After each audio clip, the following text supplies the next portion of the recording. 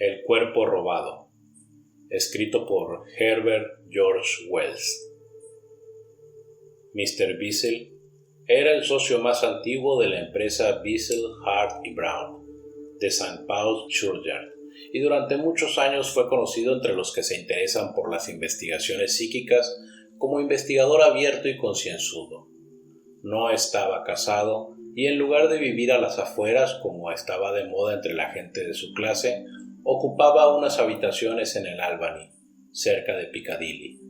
Estaba particularmente interesado en cuestiones de transmisión de pensamiento y de aparición de personas vivas, y en noviembre de 1896 inició una serie de experimentos junto con Mr. Vincey, que vivía en Staple Inn, para verificar la supuesta posibilidad de proyectar a través del espacio la aparición de uno mismo por la fuerza de la voluntad. Sus experimentos fueron llevados a cabo de la siguiente manera. A una hora previamente acordada, Mr. Beazle se encerró en sus habitaciones del Albany y Mr. Vincey en su cuarto de estar del Staple Inn, y cada uno concentró su mente con la mayor fuerza posible en el otro. Mr. Beazle había adquirido el arte del autohipnotismo y en la medida de lo posible intentó en primer lugar hipnotizarse a sí mismo y luego proyectarse como el fantasma de un ser vivo a través del espacio de cerca de 3 kilómetros que había entre ellos hasta el aposento de Mr. Vincey. Durante varias noches lo intentaron sin ningún resultado satisfactorio, pero en la quinta o sexta ocasión Mr. Vincey vio o imaginó ver realmente una aparición de Mr. Beazle en su habitación. Afirma que la aparición, aunque breve, fue muy vívida y real. Notó que la cara de Mr. Beazle estaba blanca, que su expresión era de ansiedad y además que su pelo estaba desordenado. Por un momento Mr. Vincey, a pesar de estar esperándolo, se llevó tal sorpresa que no pudo hablar ni moverse, y en ese momento le pareció como si la figura mirara por encima del hombro y desapareciera inmediatamente. Habían acordado que se intentaría fotografiar cualquier fantasma que fuera visto, pero Mr. Vincey no tuvo la suficiente presencia de ánimo para disparar la cámara que se encontraba en una mesa situada junto a él, y cuando lo hizo era demasiado tarde. Muy contento, sin embargo, por este éxito parcial, apuntó la hora exacta y enseguida cogió un coche y se dirigió hacia el Albany para informar a Mr. Beazle de este resultado. Se quedó sorprendido al encontrar la puerta de Mr. Beazle abierta a la oscuridad de la noche y los aposentos interiores iluminados y en extraordinario desorden. Había una botella de champán hecha pedazos en el suelo. El cuello roto de la botella se encontraba junto al tintero del escritorio. Una pequeña mesa octagonal, en la que había una estatua de bronce y unos cuantos libros escogidos, había sido volcada con violencia, y en la parte inferior del papel amarillo de la pared se veía la marca de unos dedos manchados de tinta, como si lo hubieran hecho por el mero placer de manchar. Una de las delicadas cortinas de quimón había sido arrancada violentamente de las anillas y arrojada al fuego, de modo que el olor de su lenta combustión invadía la habitación. Todo el lugar, en efecto, estaba desordenado de la forma más extraña. Durante unos minutos, Mr. Vincey, que había entrado con la seguridad de ver a Mr. Beazle esperándole en su cómodo sillón, apenas podía dar crédito a sus ojos y se quedó contemplando, vacilante, estas cosas inesperadas. Luego, invadido por una sensación de calamidad, llamó al portero. «¿Dónde está Mr. Beazle?», preguntó. «¿Sabe que todos los muebles de su habitación están destrozados?». El portero no dijo nada, pero siguiendo sus indicaciones, fue enseguida al aposento de Mr. Beazle para ver lo que había sucedido. «Ahora se explica todo», dijo contemplando el demente desorden. «No sabía nada de esto. Mr. Beazle se ha ido, está loco». Después procedió a contar a Mr. Vincey que una media hora antes, aproximadamente cuando se apareció Mr. Beazle en las habitaciones de Mr. Vincey, el caballero desaparecido había salido a toda velocidad por las puertas del Albany hacia Vigo Street, sin sombrero y con el pelo desordenado, y había desaparecido finalmente en dirección a Bond Street. y cuando pasó delante de mí, dijo el portero, se rió a carcajadas, con la boca abierta y una mirada feroz. Le aseguro, señor, que me pegó un buen susto. Se reía así. Tal y como lo imitaba, la risa no dejaba de ser agradable. Agitó las manos con los dedos encorvados y arañando así, y dijo susurrando ferozmente: «Vida. Solo esa palabra. Vida». «Ay», dijo Mr. Vincey. «¡Qué horror!». No se le ocurría otra cosa que decir. Estaba, como es natural, muy sorprendido. Iba de la habitación al portero y del portero a la habitación, gravemente preocupado y perplejo. Aparte de su sugerencia de que Mr. Vincey volvería dentro de poco y explicaría lo que había sucedido, la conversación que mantenían no llevaba a ninguna parte. «Puede haber sido un dolor de muelas repentino», dijo el portero. «Un dolor de muelas repentino y violento que le ha dado de golpe y lo ha vuelto loco. Yo mismo he roto cosas en situaciones semejantes», reflexionó. «Si fuera así, ¿por qué tenía que decirme vida cuando pasó delante de mí?». Mr. Vincey no lo sabía.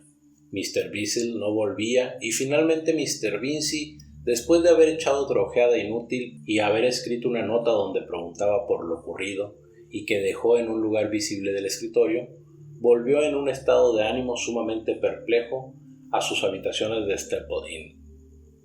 El caso le había conmocionado. No acertaba a explicarse la conducta de Mr. Vincey de acuerdo con alguna hipótesis sensata. Intentó leer, pero no pudo hacerlo. Salió a dar un pequeño paseo, pero iba tan preocupado que casi le atropelló un coche al final de Chancery Lane. Y finalmente, 1 hora antes de lo habitual, se fue a la cama. Durante mucho tiempo fue incapaz de dormir a causa del recuerdo del desorden silencioso de los aposentos de Mr. Vincey. Y, cuando por fin se sumergió en un sueño intranquilo, fue perturbado inmediatamente por un sueño vívido y doloroso sobre Mr. Vincey. Vio a Mr. Vincey gesticulando de un modo violento, con la cara pálida y retorcida. Se mezclaban inexplicablemente con su aspecto un temor intenso y una súplica apremiante, sugeridos quizá por sus gestos.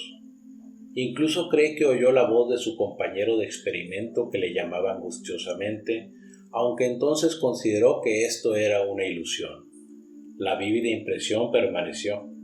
Aunque Mr. Vincey se despertase, durante un tiempo estuvo despierto y temblando en la oscuridad, poseído por ese terror vago e inexplicable hacia las posibilidades desconocidas que se revela hasta en los sueños de los hombres más valientes.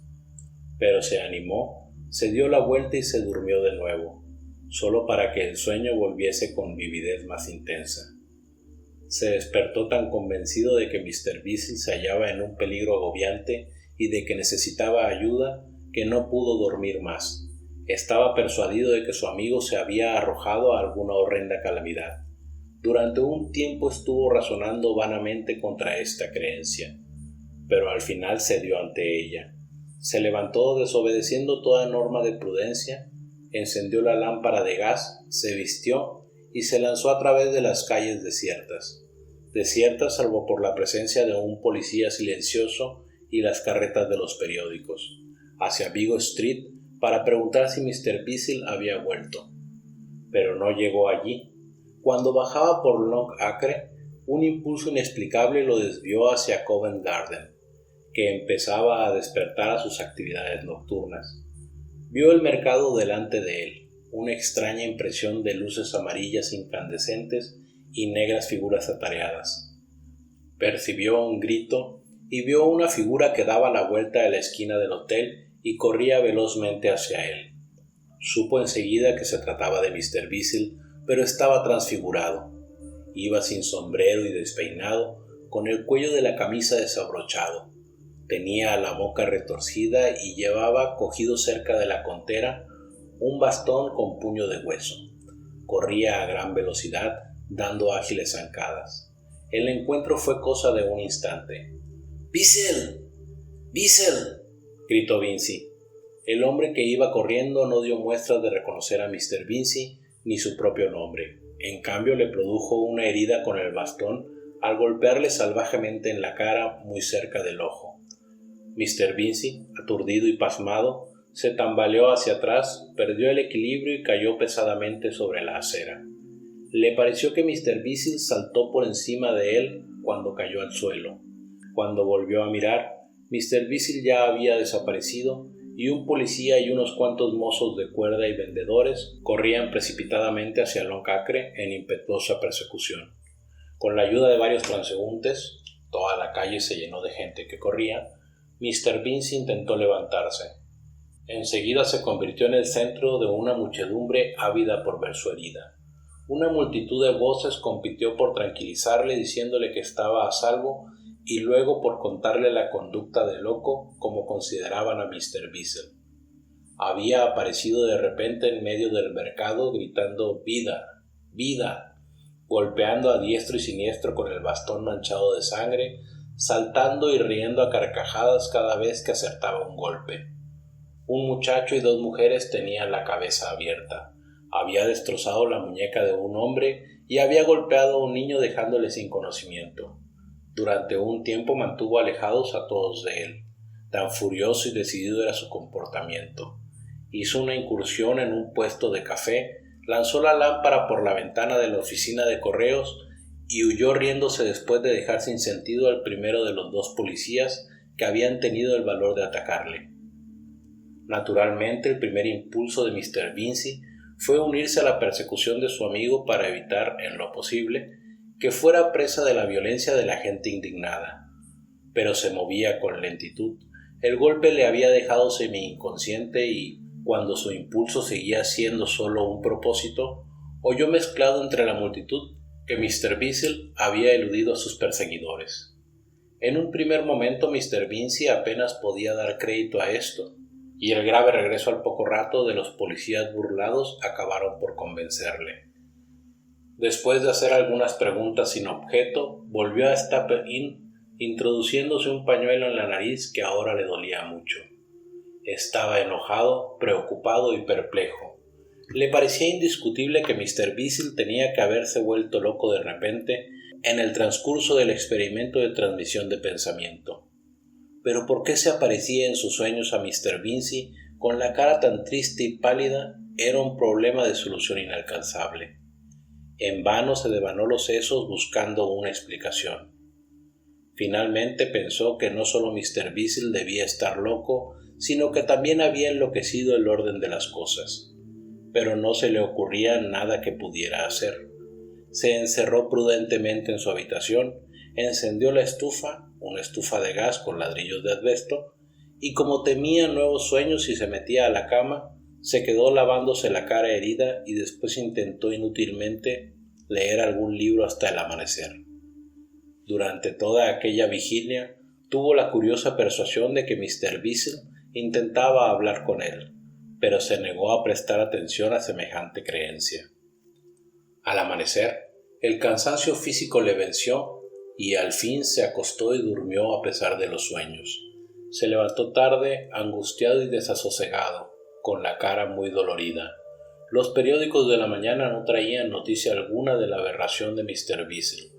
Había ocurrido demasiado tarde para que la pudieran incluir.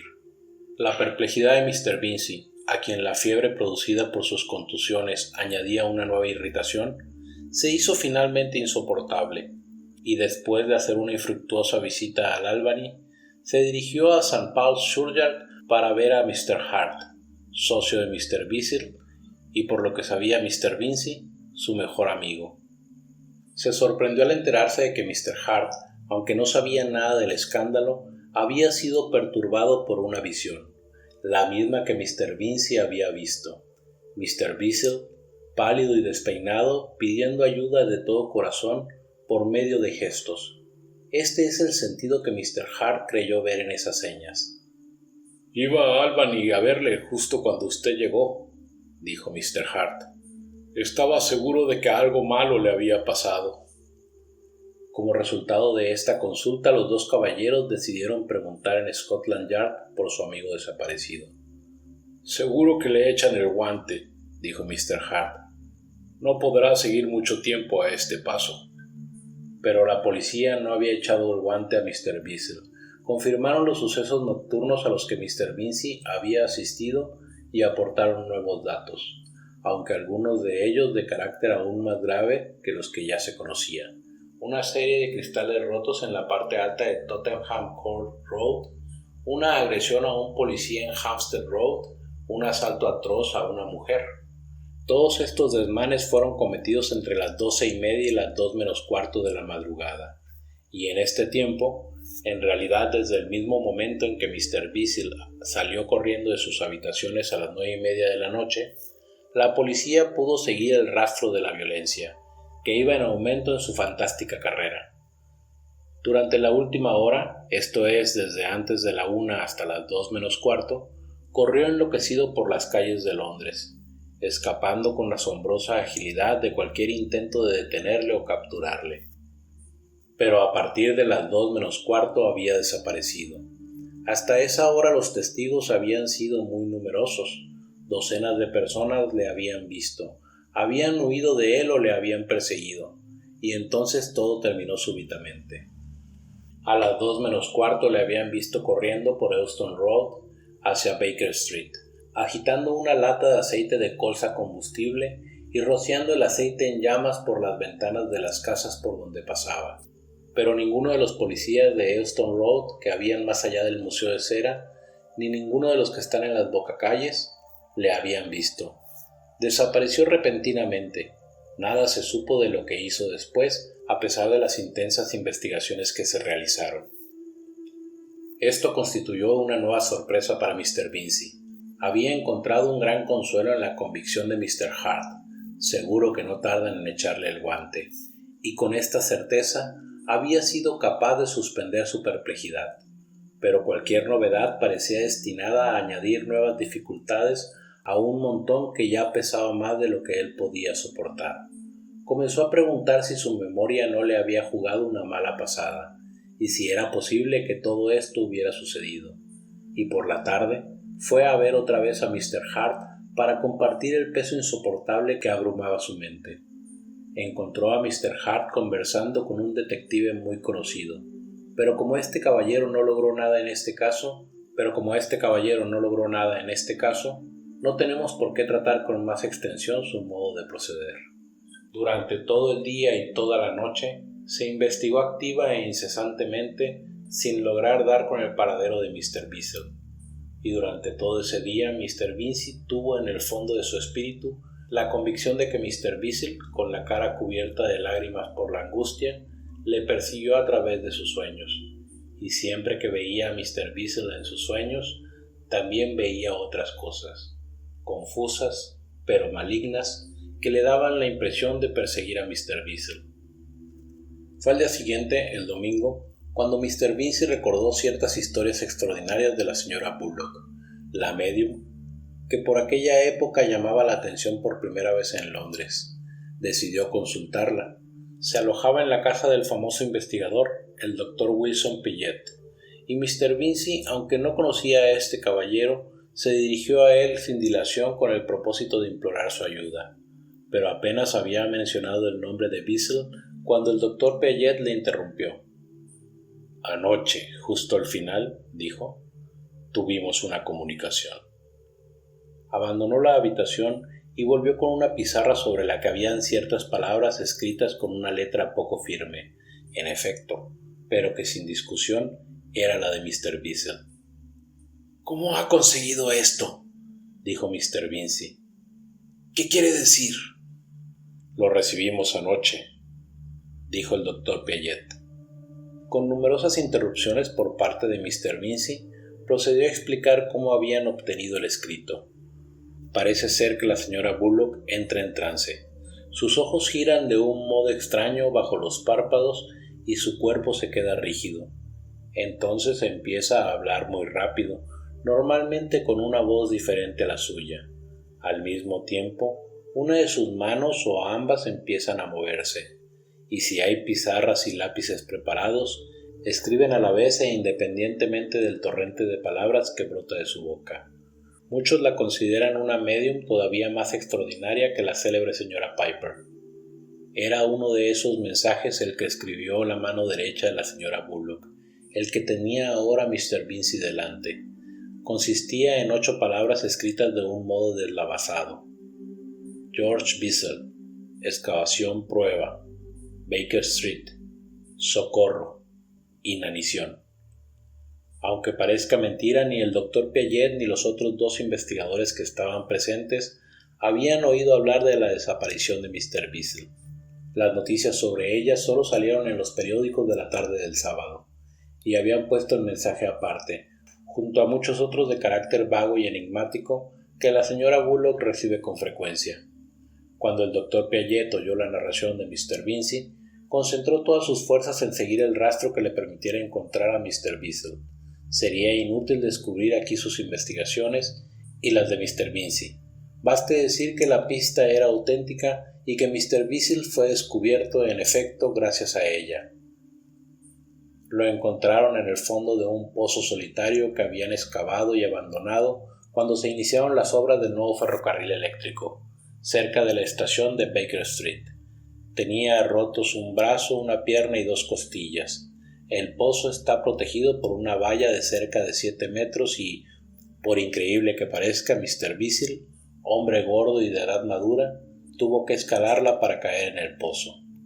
Estaba empapado de aceite de colza y la lata, que estaba hecha a pedazos, se encontraba junto a él. Pero por fortuna, la llama se había extinguido al caer. Su locura había desaparecido por completo, pero estaba, como es natural, terriblemente debilitado, y al ver a sus salvadores se echó a llorar de forma histérica. En vista del deplorable estado de sus habitaciones, le llevaron a la casa del Dr. Hayton en Baker Street. Fue sometido a un tratamiento sedativo y se evitó cualquier cosa que pudiera recordarle la crisis violenta que había atravesado, pero al segundo día se ofreció a relatar los hechos. Desde entonces Mr. Bissell había repetido varias veces su relato, a mí entre otras personas, variando los detalles, como sucede siempre que se narran experiencias reales, pero sin contradecirse nunca en ningún punto, y el relato que hace es, en esencia, como sigue. Para comprenderlo con claridad, es necesario remontarse a sus experimentos con Mr. Vincey, antes de que sufriera el extraordinario ataque. Los primeros intentos que hizo Mr. Bissell con la colaboración de Mr. Vincey fueron, como el lector recordará, un fracaso, pero a lo largo de todos ellos fue concentrando todo su poder y voluntad en salir del cuerpo. Queriéndolo con todas mis fuerzas, dice él. Al fin, casi en contra de todo lo que se esperaba, tuvo éxito, y Mr. Bissell afirma que él, estando vivo, abandonó realmente su cuerpo gracias a un esfuerzo de la voluntad, y entró en un lugar o estado situado más allá de este mundo. La liberación, afirma, fue instantánea. En un determinado momento estaba sentado en mi sillón con los ojos totalmente cerrados y las manos agarradas a los brazos del sillón, haciendo todo lo que podía para concentrar mi mente en Vincey, y luego me percibí a mí mismo fuera del cuerpo. Vi mi cuerpo cerca de mí, pero ya no me contenía. Las manos se relajaban y la cabeza se inclinaba sobre el pecho. Nada puede conmover su creencia en esta liberación. Describe la nueva sensación que experimentó de un modo tranquilo y realista. Sintió que se había vuelto impalpable. Esto se lo esperaba, pero lo que ya no se esperaba era sentirse enormemente grande. Parece ser, sin embargo, que esta fue la forma que adquirió.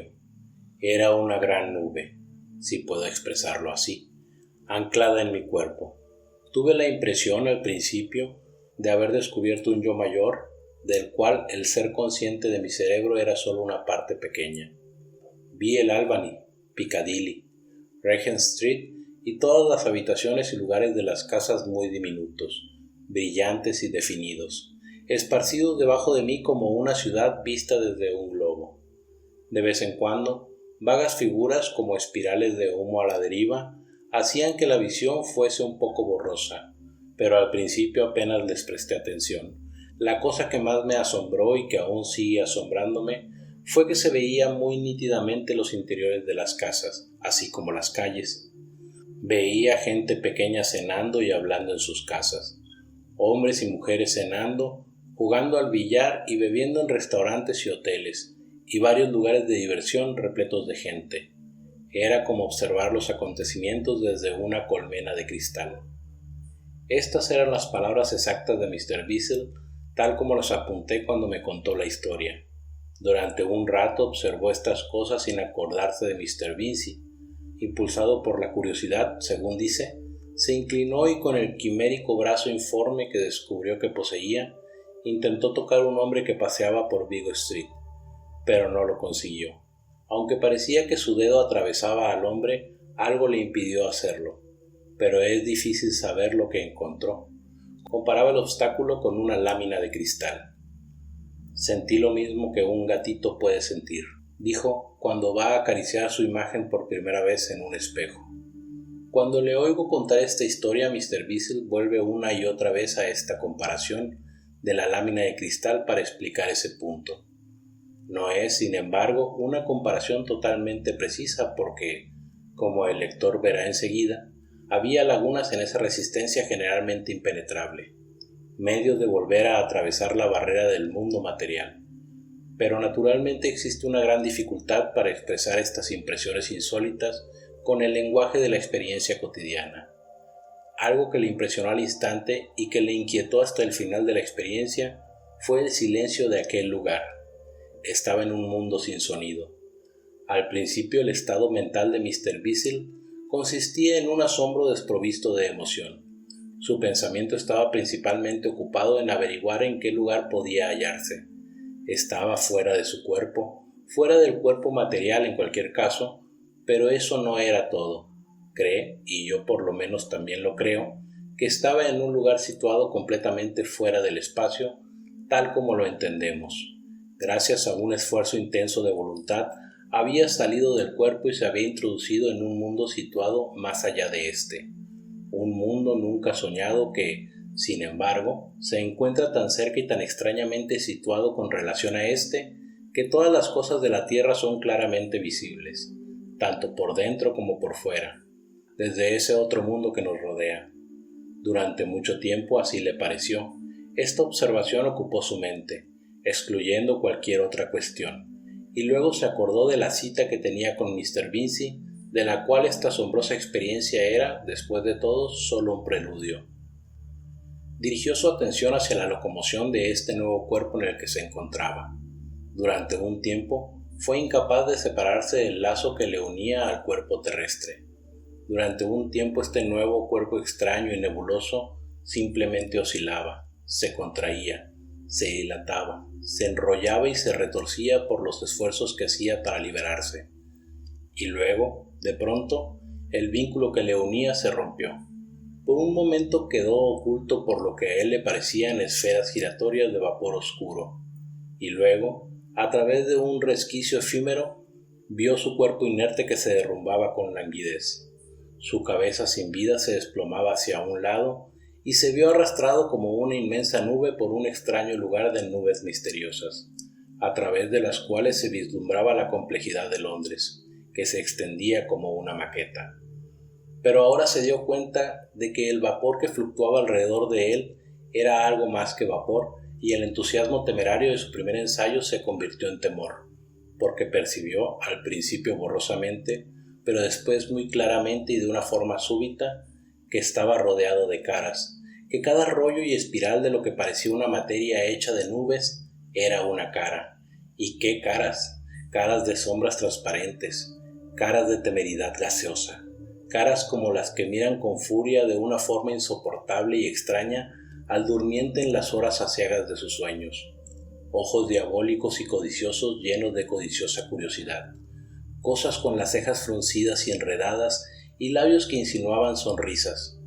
Sus manos informes se agarraban a Mr. Beazle cuando pasaba, y el resto de sus cuerpos no era más que una estela esquiva de tinieblas que se arrastraban.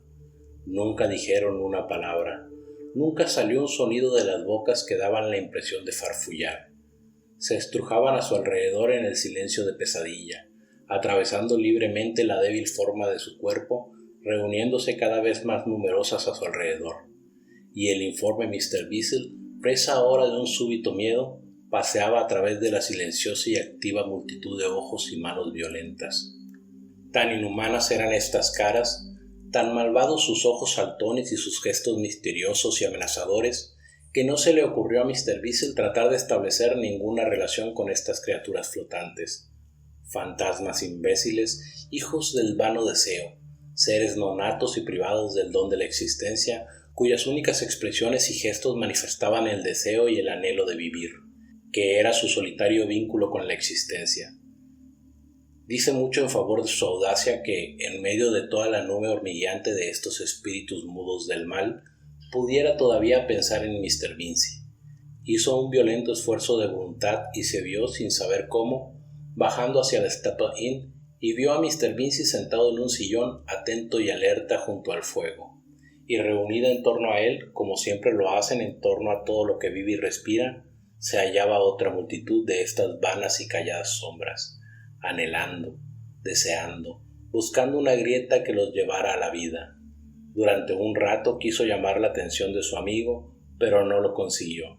Intentó ponerse delante de sus ojos, mover los objetos de la habitación, tocarle, pero Mr. Vincey permanecía imperturbable, ignorando el ser que estaba tan cerca del suyo. La cosa extraña que Mr. Beazle había comparado con una lámina de cristal los separaba de una forma inexorable. Finalmente Mr. Beazle hizo algo desesperado. Ya he dicho que, de un modo extraño, podía ver no solo el exterior de un hombre, como lo vemos nosotros, sino también el interior. Extendió su misteriosa mano y metió sus vagos dedos negros a través del cerebro desatento. Entonces súbitamente Mr. Vincey se sobresaltó, como alguien que emerge de pensamientos errantes, y a Mr. Beazle le pareció que un pequeño cuerpo rojo oscuro, situado dentro del cerebro de Mr. Vincey, se inflaba y brillaba. Después de esta experiencia, han mostrado a Mr. Beazle láminas anatómicas del cerebro y ahora sabe que aquel cuerpo oscuro es una estructura inútil que los doctores llaman el ojo pineal. Pues, por extraño que parezcan a muchos, tenemos en las profundidades del cerebro, donde posiblemente ninguna luz terrenal puede acceder, un ojo. En aquellos días este dato, como el resto de la anatomía interna del cerebro, era totalmente nuevo para él. Sin embargo, al ver que se modificaba su aspecto, impulsó el dedo y, más bien temeroso de las consecuencias, tocó este pequeño punto. Mr. Vincey se sobresaltó al instante y Mr. Beazle supo que Vincey lo estaba viendo.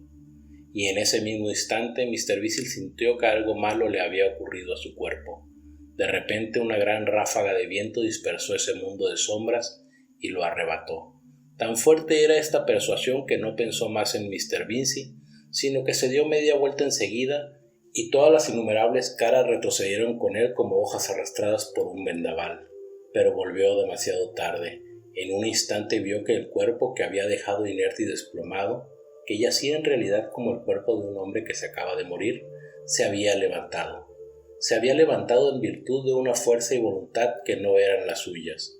Se mantenía de pie con los ojos saltones estirando los miembros torpemente. Durante un momento lo observó con una consternación frenética y luego se inclinó hacia él, pero la lámina de cristal se había vuelto a cerrar y le impidió llegar a su cuerpo. Se estrelló furiosamente contra ella y a su alrededor. Los espíritus del mal se reían, le señalaban y se mofaban de él.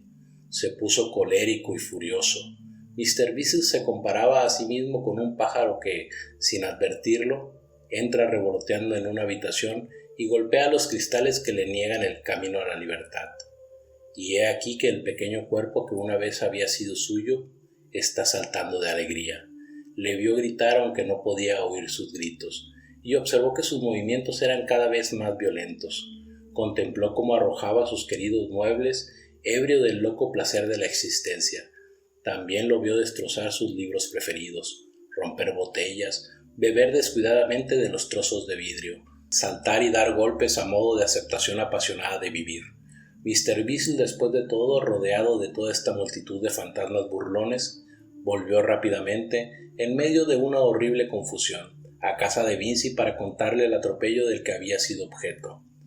Pero el cerebro de Mr. Vincey estaba ahora cerrado a las apariciones, y el Mr. Beazle incorpóreo le persiguió en vano cuando salió apresuradamente a Holborn para llamar a un coche.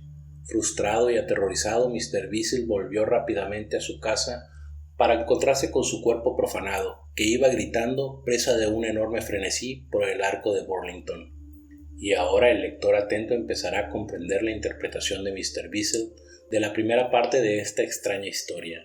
El ser cuyo loco ajetreo por las calles de Londres había causado tantos daños y desastres tenía, en efecto, el cuerpo de Mr. Beazle. Pero no era Mr. Beazle, era un espíritu perverso que se había escapado de ese extraño mundo situado más allá de la existencia, y en el que Mr. Beazle se había aventurado independientemente. Durante 20 horas poseyó su cuerpo, y durante todas esas horas el espíritu desposeído de Mr. Beazle vagó de un lado para otro por ese desconocido mundo de sombras, buscando ayuda en vano. Pasó muchas horas golpeando las mentes de Mr. Vincey y de su amigo Hart. Como ya sabemos, despertó a ambos gracias a sus esfuerzos, pero desconocía el lenguaje que pudiera transmitir su situación a estos salvadores a través del abismo. Sus débiles dedos buscaban a tientas en sus cerebros, vana e impotentemente. Una vez, en efecto, como ya hemos dicho, fue capaz de desviar a Mr. Vincey de su camino para que tropezara con el cuerpo robado de su carrera, pero no pudo hacerle entender lo que había pasado. Fue incapaz de obtener ayuda alguna de este encuentro.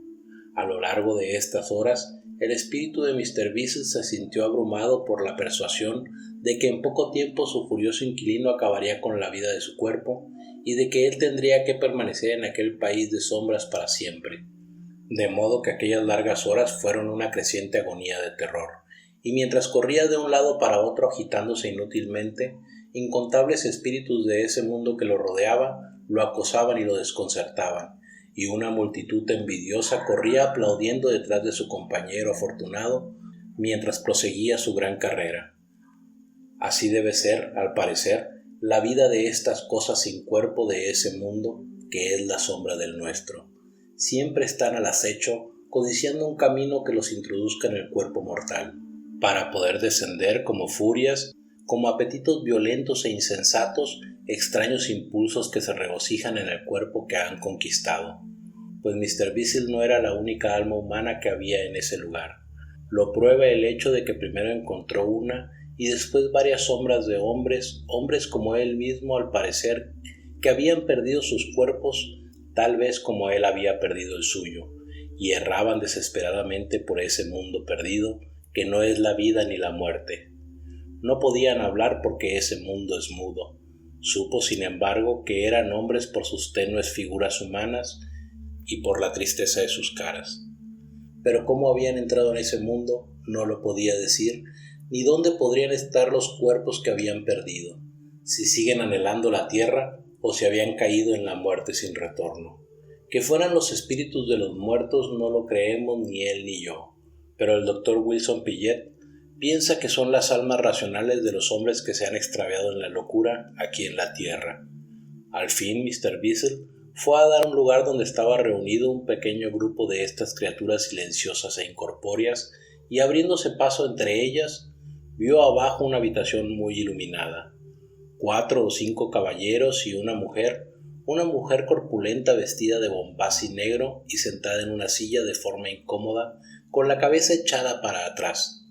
Por los retratos que había visto de ella, supo que era la señora Bullock, la medium, y percibió que las regiones y estructuras de su cerebro brillaban y se agitaban como lo hacía el ojo pineal del cerebro de Vincey, que ya había visto.